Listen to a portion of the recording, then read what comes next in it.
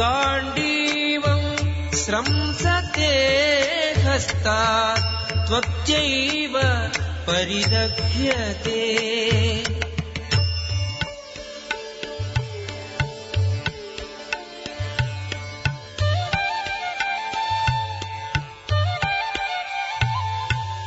न च शक्नोमि अवस्थातुं भ्रमतीव च मे मनः। निमित्तानि च पश्यामि विपरीतानि केशव।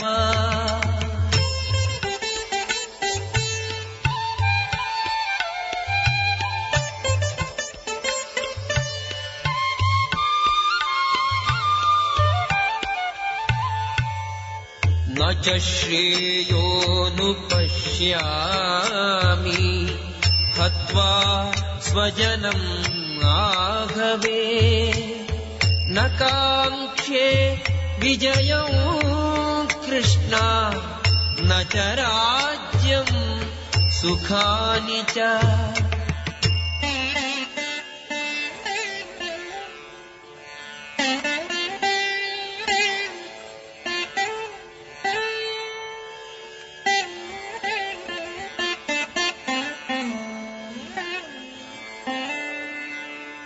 किन्नो राज्येन गोविन्द किं भोगैः जीवितेन वा। अर्जुन कहते हैं, मेरे हाथ से गांडीव धनुष गिरता है और त्वचा भी बहुत जलती है तथा मेरा मन भ्रमित सा हो रहा है, इसलिए मैं खड़ा रहने में भी समर्थ नहीं हूँ और हे केशव, लक्षणों को भी विपरीत ही देखता हूँ तथा युद्ध में अपने कुल को मारकर कल्याण भी नहीं देखता। हे कृष्ण, मैं विजय को नहीं चाहता और राज्य तथा सुखों को भी नहीं चाहता।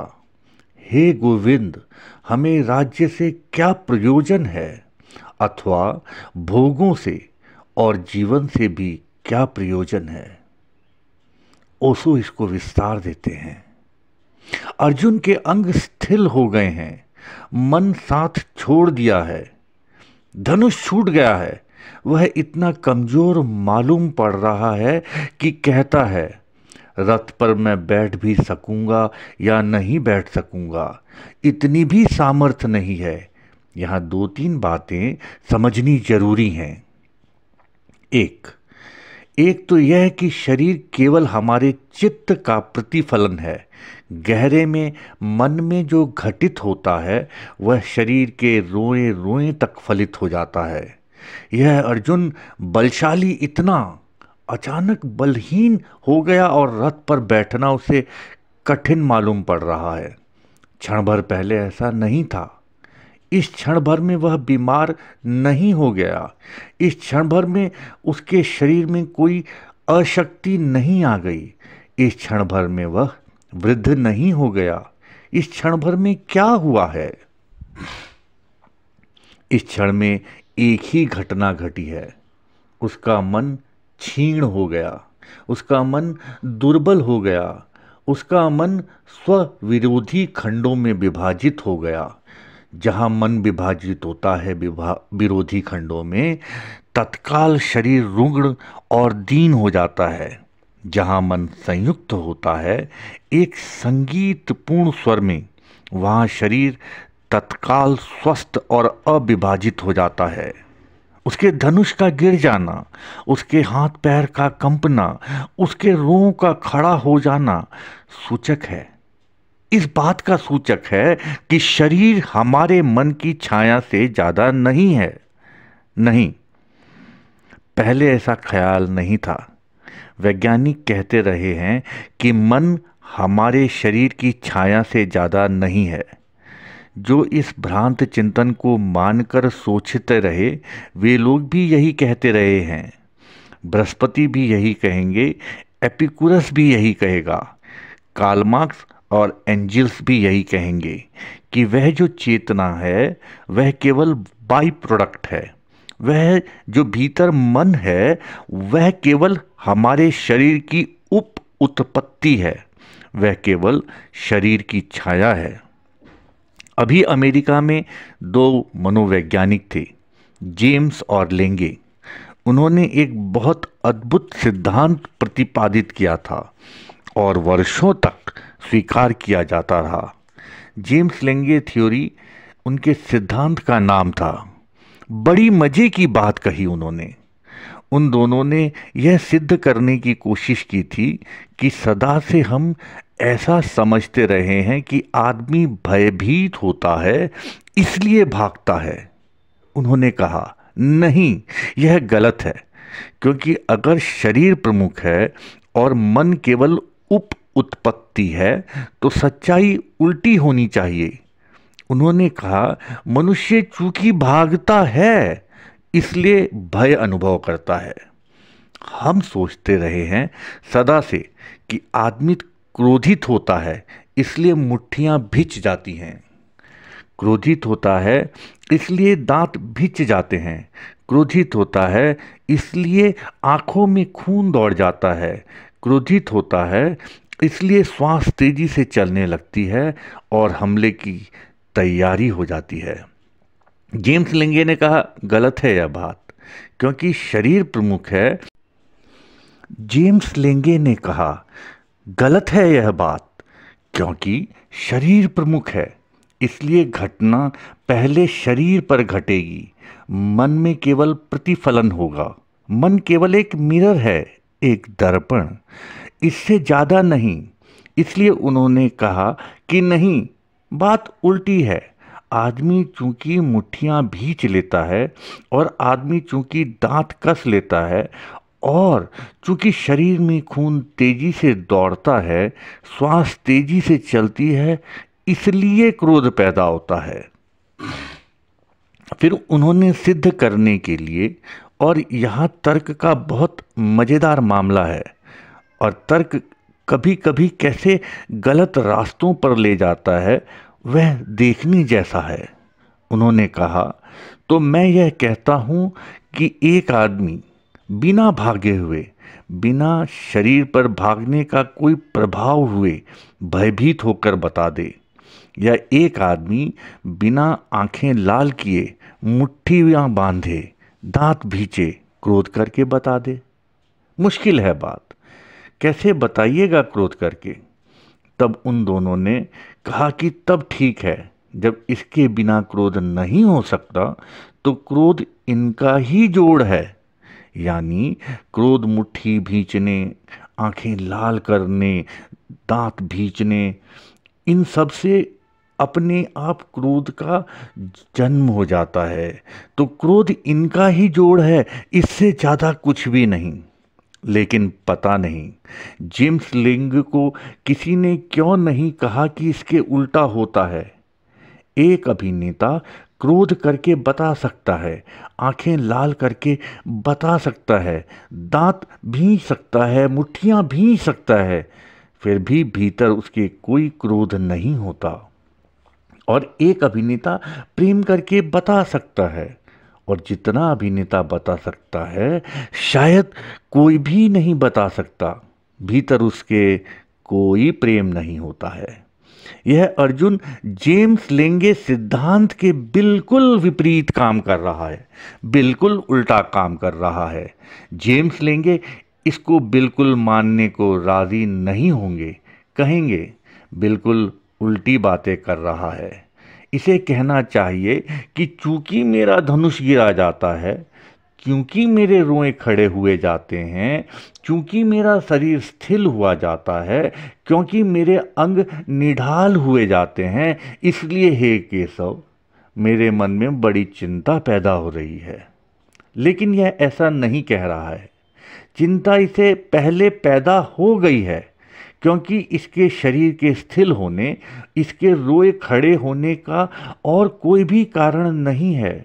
बाहर कोई भी कारण नहीं है। एक क्षण में बाहर कुछ भी नहीं बदला है, बाहर सब वही है, लेकिन भीतर सब बदल गया है, भीतर सब बदल गया है। तिब्बत में ल्हासा यूनिवर्सिटी में विद्यार्थियों का भी शिक्षण जो होता था उसमें भी योग का वर्ग अनिवार्य था और एक योग का नियमित प्रयोग ल्हासा यूनिवर्सिटी में चलता था। उसमें भी विद्यार्थियों को उत्तीर्ण होना जरूरी था और वह था हीट योग। वह है शरीर में मन से के कारण भीतर गर्मी पैदा करने की प्रक्रिया। अजीब बात है, सिर्फ मन से बाहर बर्फ पड़ रही है, आदमी नग्न खड़ा है और उसके शरीर से पसीना छू रहा है और इतने भी में भी राजी नहीं होते थे वे, इतना भी उन्हें स्वीकार नहीं था। और जब पश्चिम से आए हुए डॉक्टरों ने भी इसका परीक्षण किया तो बहुत हैरान हो गए, क्योंकि जब विद्यार्थियों की परीक्षा होती थी तो रात में खुले मैदान में बर्फ के पास झील के किनारे उन्हें नग्न खड़ा कर दिया जाता था और उनके पास कपड़े, कोट, कमीज गीली करके रखे जाते थे पानी में डुबाकर, और वे नग्न खड़े हैं।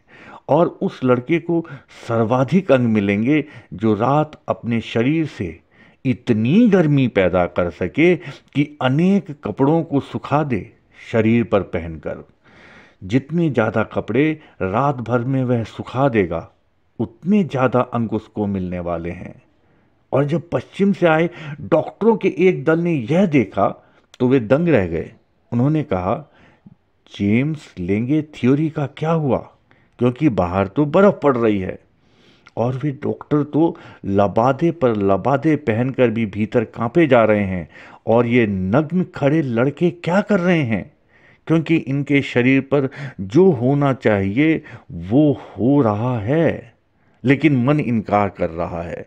और मन कहे चले जा रहा है कोई बर्फ नहीं है, मन कहे चले जा रहा है कि धूप है, तेज गर्मी है, और मन कहे जा रहा है शरीर में आग तप रही है, इसलिए शरीर को पसीना छोड़ना पड़ रहा है। यह जो अर्जुन के साथ हुआ वह उसके मन में पैदा हुए भंवर का शरीर तक पहुंचने का परिणाम है। और हमारी जिंदगी में शरीर से बहुत कम भंवर मन तक पहुंचते हैं, मन से ही अधिकतम भंवर शरीर तक पहुंचते हैं, लेकिन हम जिंदगी भर शरीर की ही फिक्र किए चले जाते हैं। अगर कृष्ण को थोड़ी भी, जिसको तथाकथित वैज्ञानिक बुद्धि कहें, होती तो वे अर्जुन को कहते कि मालूम होता है तुझे फ्लू हो गया है। अगर उन्होंने मार्क्स को पढ़ा होता तो वे कहते मालूम होता है तेरे शरीर में किसी हार्मोन की कोई कमी हो गई है। वे कहते तू चल और किसी जर्नल अस्पताल में भर्ती हो जा। लेकिन उन्होंने यह बिल्कुल नहीं कहा।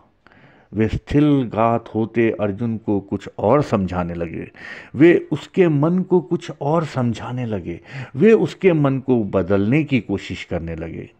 जगत में दो ही प्रक्रियाएं हैं, या तो आदमी शरीर को बदलने की प्रक्रिया कर ले या आदमी चेतना को बदलने की प्रक्रिया कर ले। विज्ञान आदमी के शरीर को बदलने की प्रक्रिया पर ध्यान देता है, धर्म मनुष्य की चेतना को बदलने की प्रक्रिया पर ध्यान देता है। यही भेद है। विज्ञान शरीर पे सीमित है और धर्म मन चेतना को बदलने का प्रयास करता है। और इसलिए मैं कहता हूँ धर्म विज्ञान से ज़्यादा गहरा विज्ञान है, धर्म विज्ञान से ज़्यादा महान विज्ञान है। वह सुप्रीम साइंस है, वह परम विज्ञान है, क्योंकि वह केंद्र से शुरू होता है। और वैज्ञानिक बुद्धि निश्चित ही केंद्र से शुरू करेगी। परिधि पर की गई चोटें जरूरी नहीं कि केंद्र तक भी पहुंचे, लेकिन केंद्र पर की गई चोटें निश्चित रूप से परिधि तक पहुंच जाएंगी। एक पत्ते को पहुंचाया गया नुकसान जरूरी नहीं है कि जड़ों तक पहुंचे। एक पत्ते को अगर आप तोड़ते हैं तो जड़ों को कोई असर नहीं पहुंचेगा, अक्सर तो नहीं ही पहुंचेगा, पहुंचने की जरूरत भी नहीं है। लेकिन जड़ों को पहुंचाया गया नुकसान पत्तों तक जरूर पहुंच जाएगा, पहुंचना ही पड़ेगा, पहुंचने के अतिरिक्त कोई मार्ग नहीं है। इसलिए अर्जुन की स्थिति को देखकर कृष्ण उसे कहाँ से पकड़ते हैं? अगर वे शरीर से पकड़ते तो गीता फिजियोलॉजी की एक किताब होती, वह भौतिक शास्त्र होती।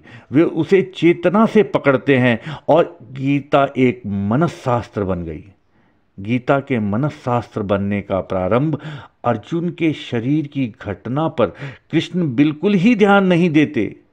वे न उसकी नाड़ी देखते हैं, न थर्मामीटर लगाते हैं। वे उसकी फिक्र ही नहीं करते कि उसके शरीर पर क्या हो रहा है। वे फिक्र करते हैं उसकी चेतना को क्या हो गया है। यह थोड़ा विचारणीय है। जैसा मैंने पहले कहा, आज भी मनुष्य जाति करीब करीब अर्जुन की चेतना से ग्रस्त है।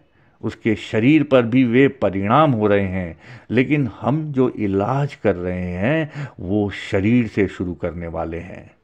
इसलिए सब इलाज हो जाते हैं और बीमार बीमार ही बना रहता है। उसकी चेतना से कोई इलाज शुरू नहीं हो पाता।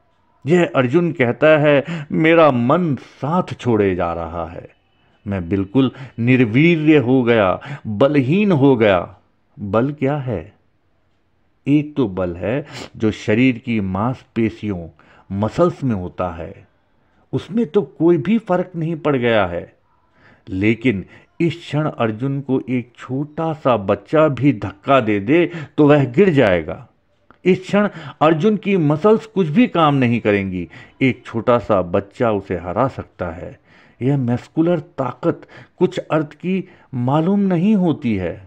एक और बल है जो संकल्प से, विल से पैदा होता है। सच तो यह है कि वही बल है जो संकल्प से पैदा होता है। वह जो संकल्प से पैदा होने वाला बल है वह बिल्कुल ही खो गया है। क्योंकि संकल्प कहाँ से आए? मन दुविधा में पड़ गया है तो संकल्प खंडित हो जाता है। मन एकाग्र हो तो संकल्प संगठित हो जाता है। मन दुविधा से द्वंद्वग्रस्त हो जाए, कॉन्फ्लिक्ट में पड़ जाए तो संकल्प खो जाता है। हम सब भी निर्बल हैं अगर संकल्प नहीं है। वही संकल्प खो गया है। क्या करूं, क्या न करूं, करना क्या उचित होगा, क्या उचित नहीं होगा, सब आधार खो गए पैर के नीचे से।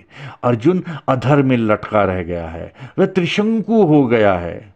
यह केवल मनुष्य की स्थिति है और इसलिए अद्भुत सत्य है कुरान में, अद्भुत सत्य है बाइबल में, अद्भुत सत्य है जेंदावेस्ता में और अद्भुत सत्य है ताओ ते किंग में और दुनिया के अनेक अनेक ग्रंथों में अद्भुत सत्य हैं। लेकिन गीता फिर भी विशिष्ट है। उसका कुल कारण इतना है कि वह धर्मशास्त्र कम मनसशास्त्र, साइकोलॉजी ज़्यादा है। उसमें कोरे स्टेटमेंट नहीं है कि ईश्वर है और आत्मा है। उसमें कोई दार्शनिक वक्तव्य नहीं है, कोई दार्शनिक तर्क नहीं है। गीता मनुष्य जाति का पहला मनोविज्ञान है। वह परम साइकोलॉजी है, पहली साइकोलॉजी है। इसलिए उसके मूल्य की बात ही और है। अगर मेरा वश चले तो कृष्ण को मनोविज्ञान का पिता मैं कहना चाहूंगा। ओशो कह रहे हैं, अगर मेरा वश चले तो कृष्ण को मनोविज्ञान का पिता मैं कहना चाहूंगा। वे पहले व्यक्ति हैं जो दुविधाग्रस्त चित्त, माइंड इन कॉन्फ्लिक्ट, संतापग्रस्त मन, खंड खंड टूटे हुए संकल्प को अखंड और इंटीग्रेट करने की कहें तो वे पहले आदमी हैं जो साइको एनालिसिस का, मनस विश्लेषण का उपयोग करते हैं। सिर्फ मनस विश्लेषण का ही नहीं बल्कि साथ ही एक और दूसरी बात का भी, मनस संश्लेषण का भी, साइको सिंथेसिस का भी। तो कृष्ण सिर्फ फ्राइड की तरह मनोविश्लेषक नहीं हैं, वे संश्लेषक भी हैं।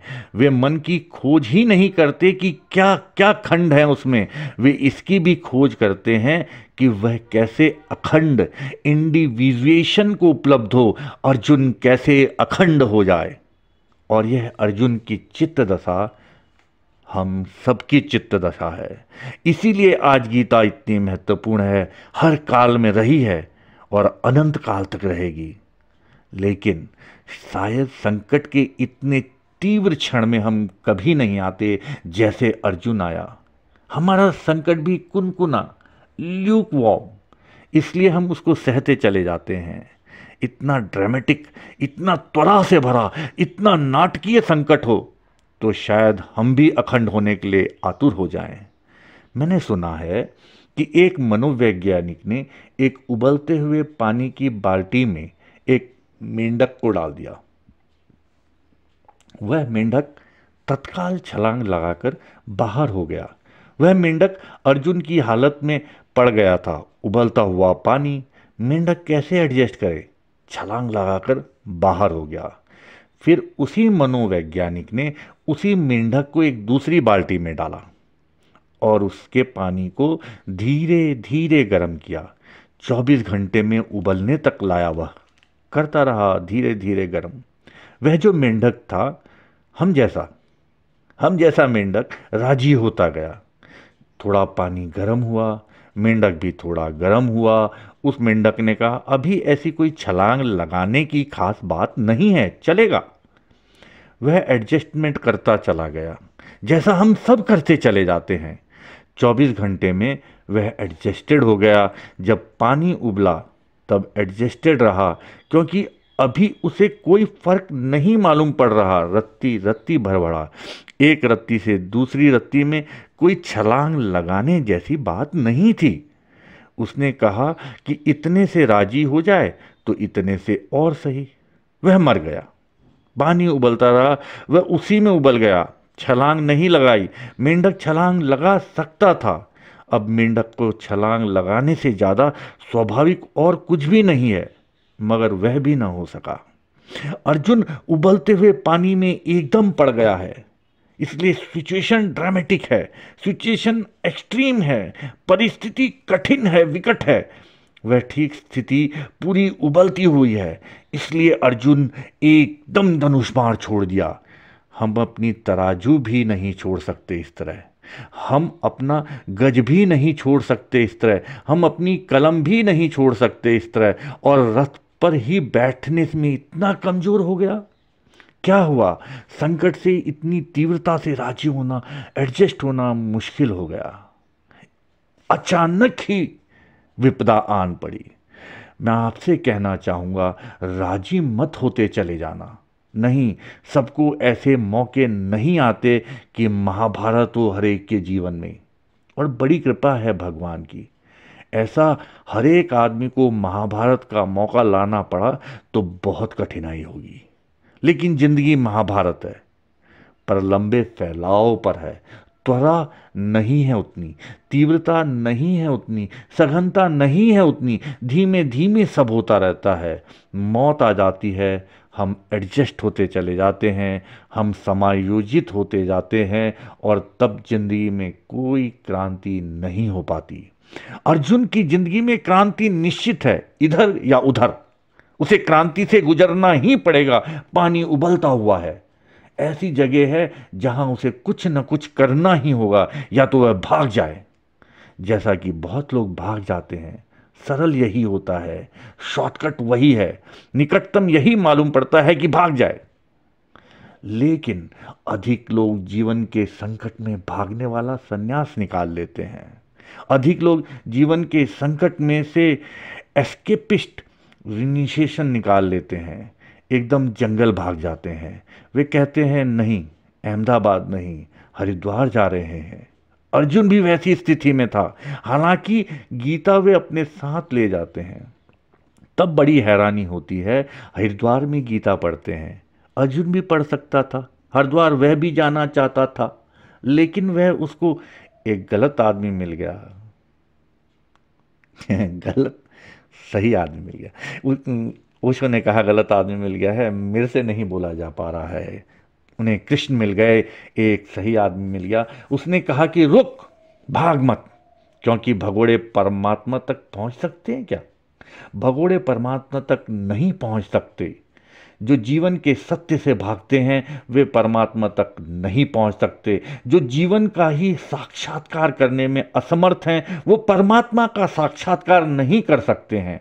क्योंकि जो जीवन को ही देखकर स्थिरघात हो जाते हैं, जिनके गांडीव छूट जाते हैं हाथ से, जिनके रोए कँपने लगते हैं, जिनके प्राण थरथराने लगते हैं जीवन को ही देखकर, नहीं, परमात्मा के समक्ष वे खड़े नहीं हो सकेंगे।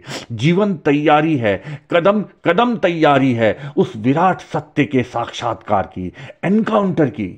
और अर्जुन तो जीवन के एक छोटे से तथ्य से ही भागा चला जा रहा है, लेकिन भागने की तैयारी उसकी पूरी हो गई है। अब यह बड़े मजे की बात है कि वह रथ पर नहीं चढ़ पाता। वह कहता है रथ पर चढ़ने की भी शक्ति नहीं है, लेकिन अगर उससे कहो कि भाग जाओ जंगल की तरफ तो बड़ी शक्ति लाएगा। अभी भाग जाएगा, एकदम इतनी तेजी से दौड़ेगा जितनी तेजी से कभी नहीं दौड़ा है। जो आदमी जिंदगी से लड़ने की सामर्थ्य नहीं जुटा पा रहा है, वह भागने की जुटा लेता है। सामर्थ्य की तो कमी नहीं मालूम पड़ती, शक्ति की तो कमी नहीं मालूम पड़ती, शक्ति तो है। अगर कृष्ण उसे कहे छोड़ सब, तो वह बड़ा प्रफुल्ल हो जाएगा। लेकिन यह प्रफुल्लता ज़्यादा देर टिकेगी नहीं, और अगर अर्जुन जंगल चला जाए तो थोड़ी देर में ही उदास हो जाएगा। बैठ भी जाए वह सन्यासी के वेश में एक पेड़ के नीचे, तो थोड़ी ही देर में जंगल से ही लकड़ी वगैरह बटोर कर वह तीर कमान बना लेगा। वह आदमी तो वही है, क्योंकि हम अपने से भागकर कहीं भी नहीं जा सकते। हम सबसे भाग सकते हैं, अपने से नहीं भाग सकते। मैं तो अपने साथ ही पहुंच जाऊंगा, मेरा मैं मेरे साथ ही हमेशा रहेगा। तो थोड़ी देर में जब वह देखेगा कि कोई देखने वाला नहीं है, तो पशु पक्षियों का शिकार शुरू कर देगा। अर्जुन ही तो भागेगा ना, और पशु पक्षी तो अपने नहीं हैं, वे तो स्वजन प्रियजन नहीं हैं, उन्हें तो मारने में कोई कठिनाई आएगी ही नहीं। अब वह मजे से मारेगा। अर्जुन सन्यासी हो नहीं सकता, क्योंकि जो संसारी होने की भी हिम्मत नहीं दिखा पा रहा है, उसके सन्यासी होने का भी कोई उपाय नहीं है। असल में सन्यास संसार से भागने का नाम नहीं है, संसार को पार कर जाने का नाम सन्यास है। सन्यास संसार की जलन और आग का अतिक्रमण है, और जो उसे पूरा पार कर लेता है वही अधिकारी हो पाता है। सन्यास संसार से विरोध नहीं है, सन्यास संसार की संपूर्ण समझ और संघर्ष का फल है। दोबारा, सन्यास संसार का विरोध नहीं है, सन्यास संसार की संपूर्ण समझ और संघर्ष का फल है। सन्यास की स्थिति में आ गया है वह।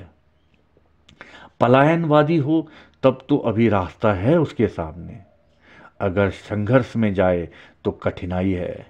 अब पूरी गीता उसके गात की स्थिरता को मिटाने के लिए है, उसे वापस संकल्पवान होने के लिए है, उसे वापस शक्ति, संकल्प, वापस व्यक्तित्व और आत्मवान बनाने की पूर्ण चेष्टा है गीता।